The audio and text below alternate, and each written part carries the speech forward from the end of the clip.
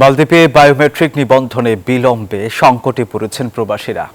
সংশ্লিষ্ট মন্ত্রণালয় কঠোর হুঁশিয়ারি দিয়ে জানিয়েছে, আগামী 15 নভেম্বরের মধ্যে বায়োমেট্রিক সম্পন্ন না করলে 27,000-এরও বেশি প্রবাসীকে দেশ ত্যাগ করতে হবে।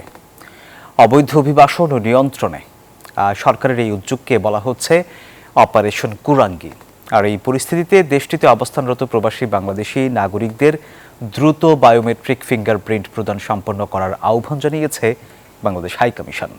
মালদ্বীপ থেকে ইমরান তালুকদারের তথ্যচিত্রের ডেস্ক রিপোর্ট।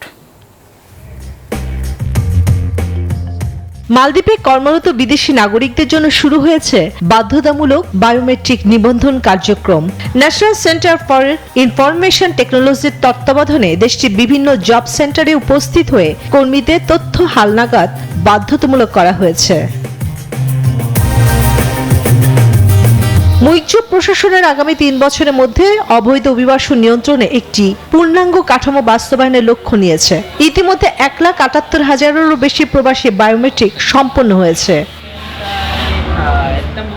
এই প্রক্রিয়ায় দ্রুত অংশ নিতে মালদ্বীপে কর্মরত বাংলাদেশি প্রবাসীদের প্রতি আহ্বান জানিয়েছেন শ্রম কাউন্সিলর মোহাম্মদ সোহেল পারভেজ। আমাদের অনুরোধ থাকবে, আমাদের প্রবাসী বাংলাদেশি যারাই আছেন তাদেরকে অবশ্যই এই সময়ের পূর্বেই মালেতে যে তাদের সেন্টারটি রয়েছে সেখানে গিয়ে আপনাদের বায়োমেট্রিক তথ্যটা সেখানে অন্তর্ভুক্ত করবেন, যাতে করে কেউ আমরা এই কাজের আওতায় না পড়ি।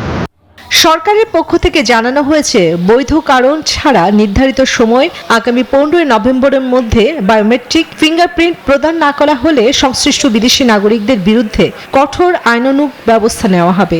আপনারা সময় মতো বায়োমেট্রিকেশনটা কমপ্লিট করেন, যাতে আমরা সকল ধরনের আইনি জটিলতা দূর করতে পারি। মালদ্বীপ সরকারের নির্দেশ অনুযায়ী আমিও ফিঙ্গারপ্রিন্ট দিয়েছি এবং আমাদের কোম্পানি সবাই দিয়েছে। আমাদের এই ফিঙ্গারপ্রিন্ট করে নেওয়াটা প্রত্যেকের জন্য সেটা কর্তব্য।